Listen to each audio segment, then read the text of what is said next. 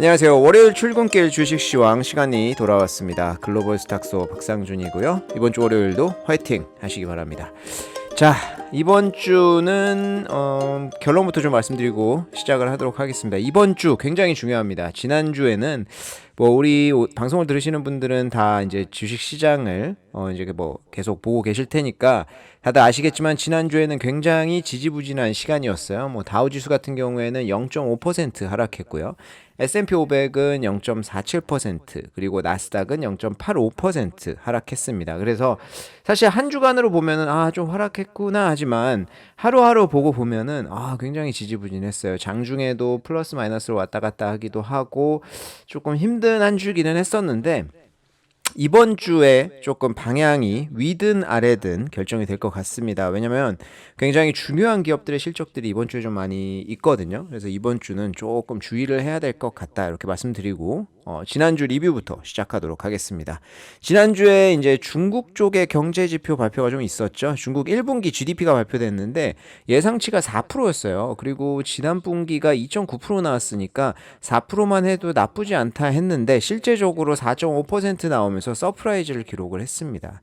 근데 사실 세부적으로 좀 볼 필요가 있지만 그래도 4%보다는 조금 많이 나왔기 때문에 시장에서는 큰 반응은 없었다고 해도 이제 글로벌 IB들 같은 경우에는 중국 GDP 성장률 올해 목표치를 다 상향 조정을 했어요. JP모건 같은 경우에는 올해 6% 성장할 것이다 보고 있었는데 6.4%까지 올렸고요. CT 같은 경우에는 5.7%에서 6.1%로 올렸고 골드만삭스는 6% 유지를 했습니다. UBS 같은 경우에는 5.4에서 5.7%로 올렸어요. 그런데 재밌는 거는 중국계들 같은 경우에는 GDP 그냥 기존 입장을 유지를 하고 있습니다. 그래서 좀 더 두고 지켜보자 이런 태도라고 봐야겠죠. 근데 이제 GDP 성장률하고 그날 이제 같이 발표한 지표들이 좀 있었는데 GDP 성장률이랑 소매 판매 같은 경우에는 예상보다 잘 나왔어요. 그런데 산업 생산, 고정자산 투자 같은 경우에는 예상을 하회를 했습니다. 그래서 이게 지금 좀 보면은 이제 산업 생산이라든지 고정자산 투자 같은 경우에는 사실 연초에 리오프닝하고 나서 조금씩 잘 나왔었거든요. 그래서 리오프닝하고 나서 인프라 투자라든지 이런 쪽으로는 조금 빡세게 넣었다. 근데 그게 조금은 덜해졌고 지금은 이제 GDP 성장률 중에서도 세부로 보면은 서비스업이 가장 많이 올라오고 있거든요. 그래서 서비스업이랑 소비가 완만하게 회복 중이다. 이렇게 조금 볼 수 있을 것 같고요. 하지만 시장에서는 사실 소비가 조금 더 강하게 성장을 했으면 좋겠다라고 하는 염원이 있거든요.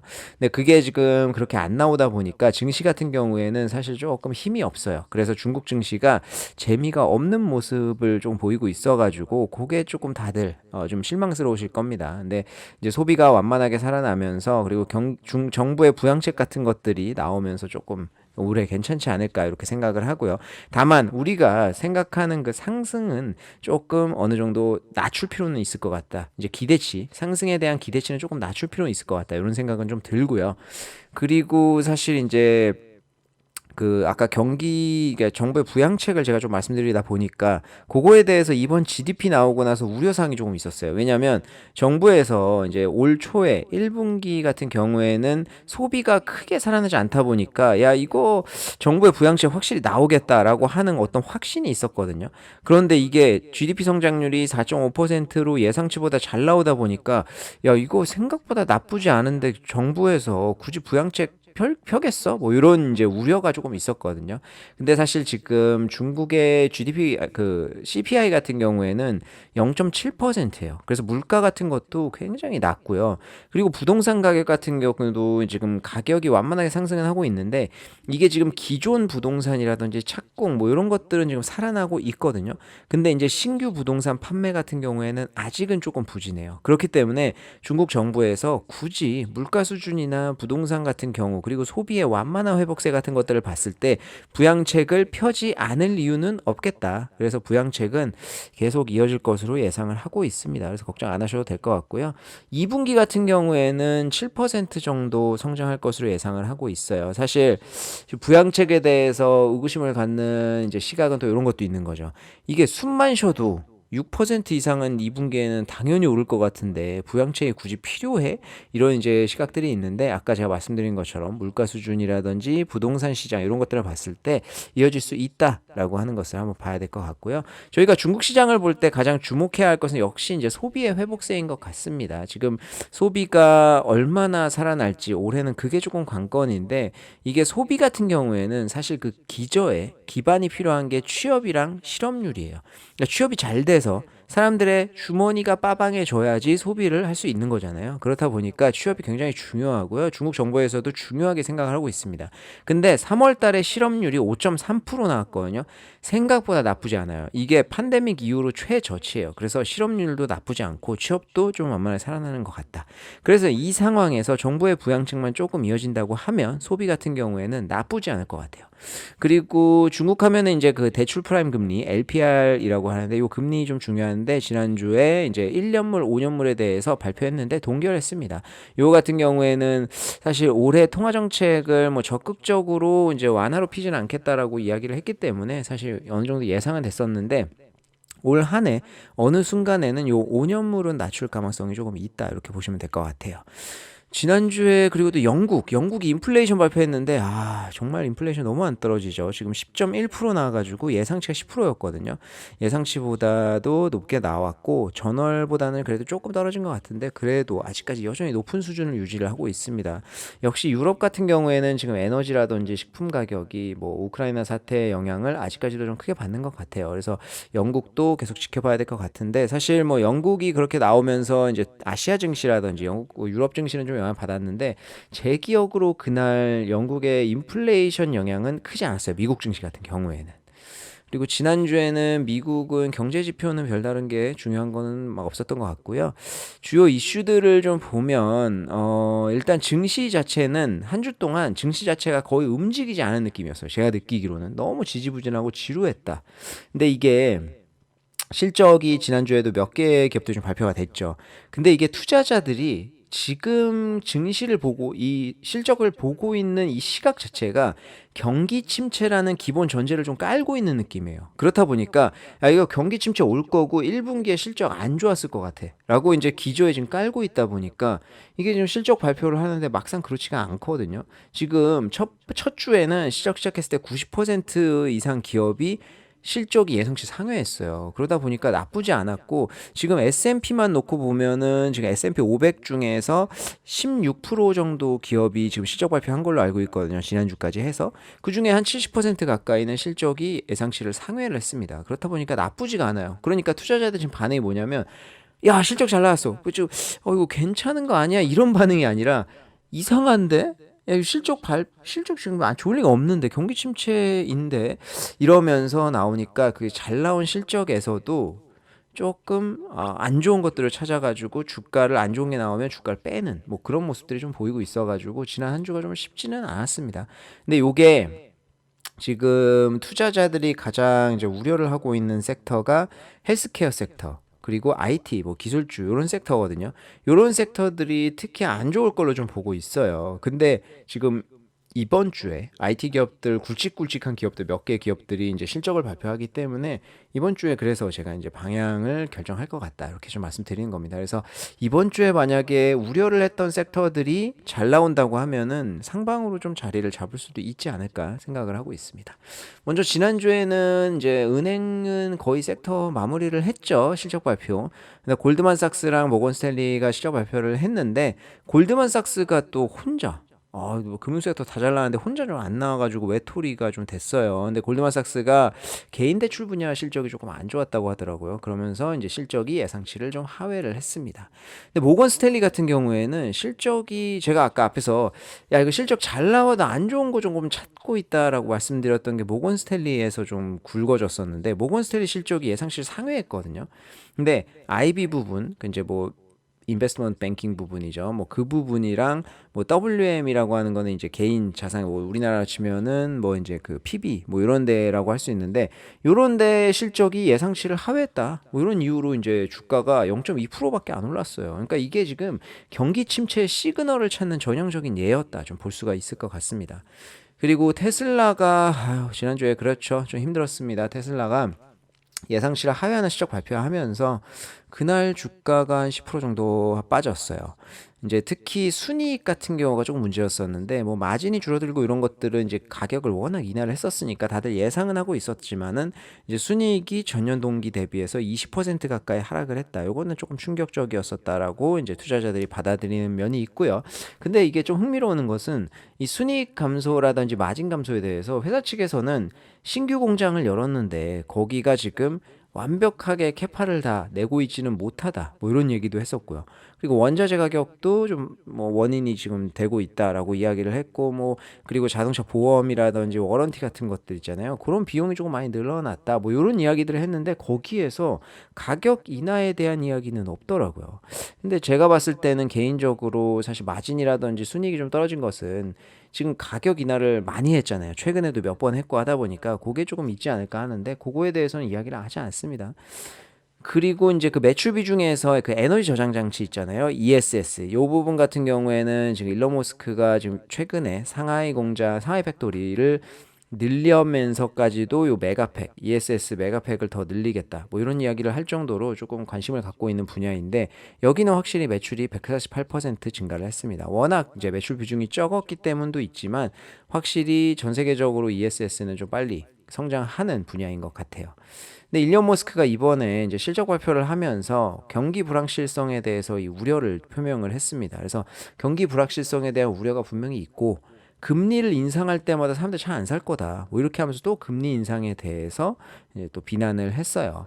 그리고 또 한 가지 중요했던 것은 마진 확보보다는 판매량 증가에 그러니까 집중하는 것이 더 좋은 선택인 것 같다. 뭐 이런 이야기를 했습니다. 그래서 앞으로도 가격 경쟁이 있을 것 같아요.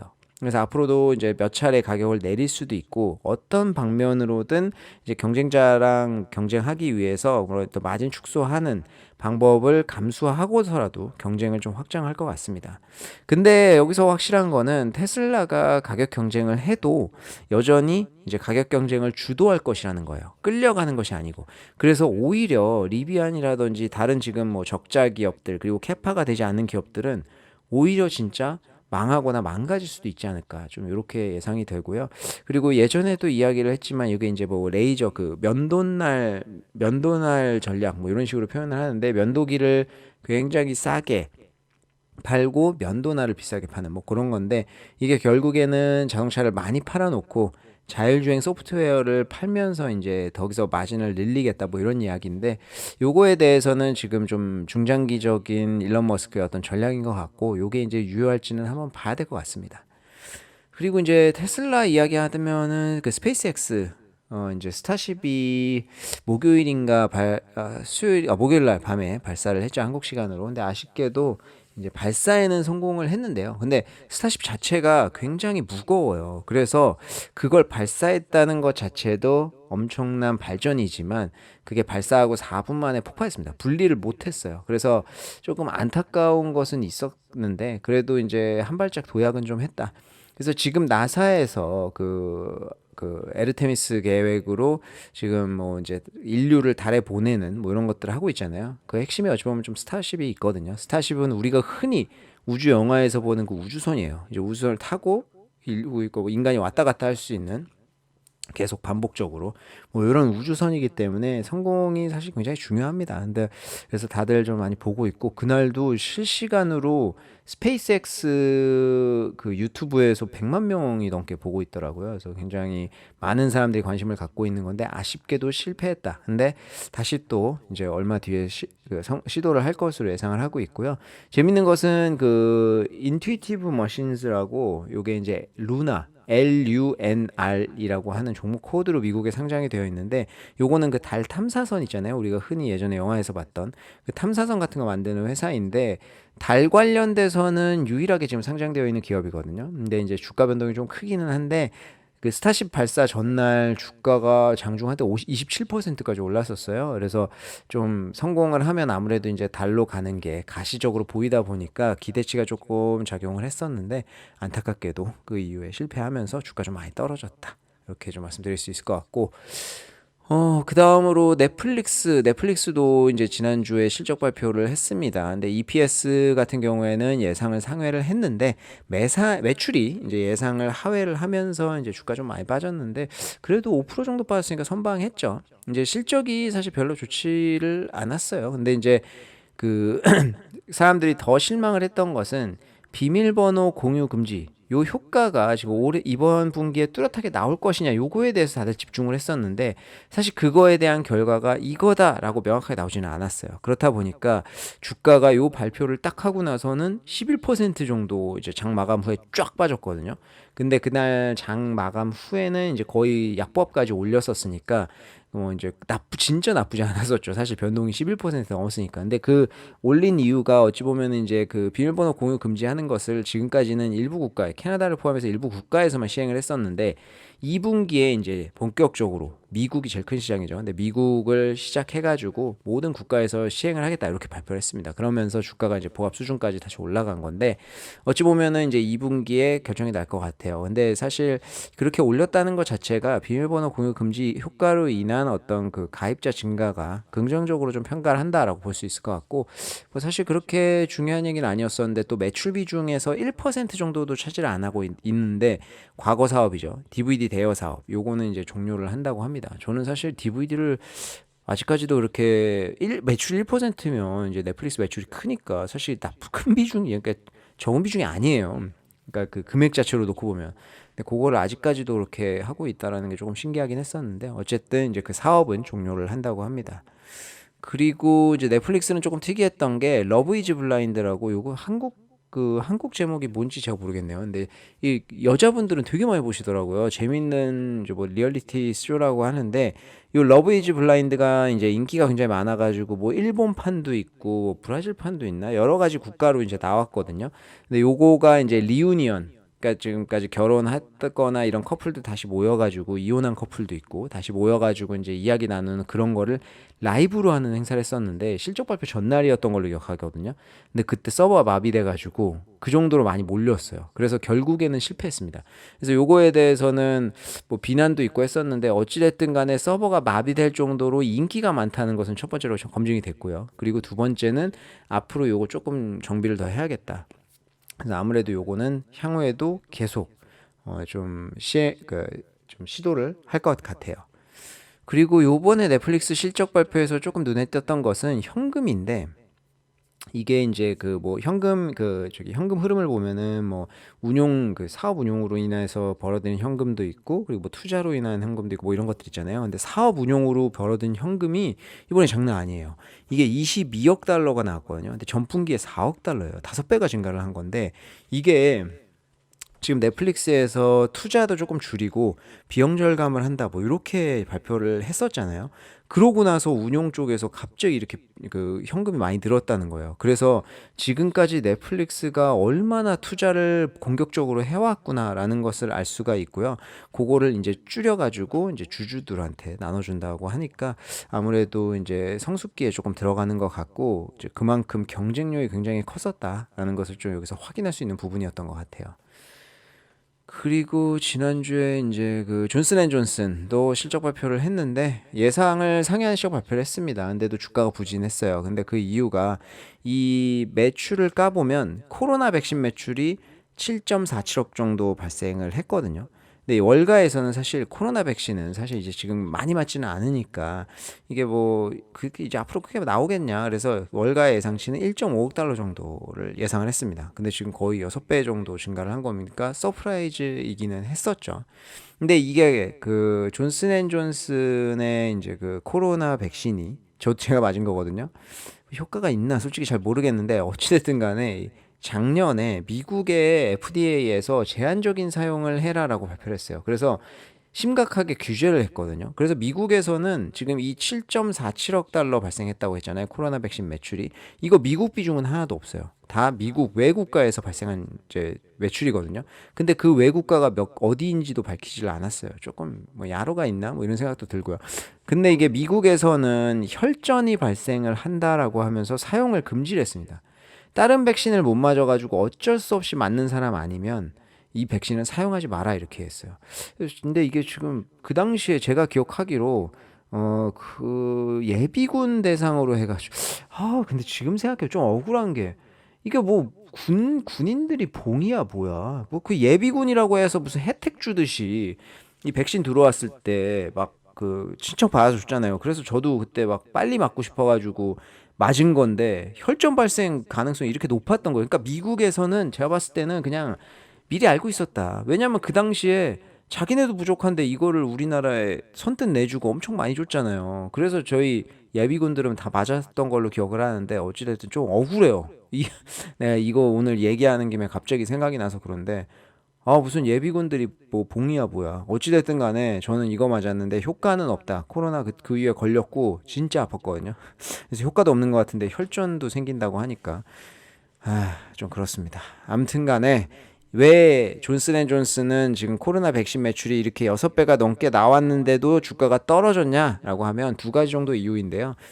이 코로나 백신 매출은 사실 일시적인 거다. 지속성이 없기 때문에 다음 분기부터는 당장 안 나올 가능성도 크다라고 평가를 하는 거예요. 그렇기 때문에 이게 서프라이즈가 아니라 오히려 마이너스라고 생각하는 거고요. 그리고 지금 존슨앤존슨이 골치 아픈 게 하나 뭐냐면 베이비 파우더의 그 어떤 들어가는 성분, 요 파우더 관련된 성분이 암 유발한다는 그 소송은 계속 걸려 있어요. 그래서 그거 관련돼서 비용이 어마어마하게 들어가서 이번 분기 적자를 기록을 했거든요. 그렇다 보니까 요 두 가지 이유로 주가는 조금 부진했다. 이렇게 볼 수 있을 것 같습니다. 그리고 룰루레몬은 뭐 실적 발표는 아닌데 그 미러 기억하시죠? 그 2020년도에 그 거울에 이렇게 해가지고 사람들이랑 같이 자전거 타고 뭐 이렇게 운동하는 그런 이제 미러 사업을 본격적으로 2020년도에 이제 인수를 했었는데 이거를 매각을 하겠다. 이렇게 지금 뉴스가 나왔습니다. 그래서 매각을 고려하고 있다라고 하는데 뭐 사실 이게 말이 되기는 해요. 왜냐면 그 미러가 그 같이 이제 참여를 하려면 그 거울을 사야 돼요. 근데 이게 생각보다 그걸 사서 집에다 설치하고 이게 쉽지는 않다는 거예요. 미국 같은 경우에는 뭐 집이 커서 그런 게 가능하다라고는 해도 가만히 생각을 해보면 이런 것들을 쓰는 데는 대부분 뉴욕 같은 데에 있는 그 직장인들이 많지 않겠어요? 근데 과거에는 재택근무 다 하니까 거기에서 이제 뭐 굳이 사가지고 사용을 했다라고 하면은 이거를 지금 그 뉴욕 같은 데는 집도 좁은데 이거를 놓고 쓸 수 있겠냐라는 거죠. 지금은 다 이제 가서 하면 되니까. 어찌됐든 간에 이런 미러도 마찬가지고 펠로톤도 마찬가지고 지금 굉장히 안 좋은 상황이기는 합니다. 그래서 룰루레몬에서는 이런 이야기가 나오면서 하는 것은 하드웨어보다는 디지털 앱 기반 서비스에 초점을 맞추겠다. 이렇게 이제 이야기를 하는 거예요. 사실 이게 맞는 흐름이기는 하죠. 그래서 이제 최근에 그 넷플릭스에 이제 나이키랑 해가지고 이제 나오는 운동 영상 같은 거 있거든요. 그냥 그걸로 보면서 하면 되니까 사실은 집에서 하려면. 그러니까 사실은 이런 좀 접근성이 쉬운 쪽으로 바뀌는 게 맞기는 한 것 같아요. 그리고 이 미러 같은 경우에는 지금 2022년도 4분기에 보면은 그 미러가 포함된 사업 부분이 그 룰루레몬 스튜디오 플랫폼이거든요. 이쪽이 4억 달러가 넘게 손실을 발생을 했어요. 그러니까 당연히 지금 이런 얘기가 나오고 있구나라는 것을 생각해 볼 수 있겠습니다. 그래서 지난주 이슈라든지 기업 정리는 이 정도로 하고요. 이번 주 같은 경우에는 경제 지표가 미국이 좀 중요한 것들이 있죠. 뭐 내구재 주문 그리고 이제 목요일 날 1분기 GDP 추정치가 있고요.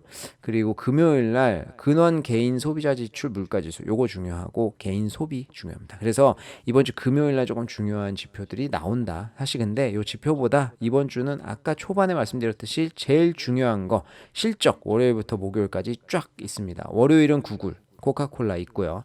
그리고 화요일은 뭐 3M, 마이크로소프트, 치폴레, 뭐 펩시, 비자, 스포티파이 뭐 이런 기업들 있고 수요일은 뭐 보잉 그리고 진코솔라, 이베이 그리고 우리 중요한 메타 있고 과거에 제가 이야기했던 오레일리 오토모티브라고 3프로에 나가서 한번 이야기한 적 있었는데 기억하실지 모르겠습니다. 이제 미국 전국적으로 이제 깔고 있는 그 자동차 정비하는 업체들 경기 침체 관련돼서 좀 인기를 끌었었던 주식인데 이것도 수요일 날 실적 발표 있고요. 목요일 날 좀 많아요. 액티비전 블리자드도 있고 일라이릴리도 있고 인텔 그리고 최근 주식 계속 잘 나가는 허시스, 크록스 그리고 노스롭 그루만도 있고 퍼스트 솔라도 있고요. 그리고 힐튼 그랜드 베이케이션도 있고 하스브로, 스냅, 핀터레스트 뭐 이런 기업들이 있습니다. 그리고 아이맥스도 있네요. 근데 아이맥스 이야기가 나온 김에 잠깐 말씀드리면 이 아이맥스는 중국 아이맥스는 홍콩에 상장돼 있거든요. 그래서 지금 미국에 상장되어 있는 아이맥스는 중국의 매출을 뺀 아이맥스다 이렇게 보시면 될 것 같습니다. 그래서 이번 주에는 이렇게 월요일부터 목요일까지 중요한 기업들의 실적 발표가 예정되어 있기 때문에 굉장히 조심하셔야 될 것 같고 중요하게 좀 주목해서 보셔야 될 것 같습니다. 자, 그럼 오늘 여기서 마무리하도록 하고요. 이번 주도 화이팅입니다.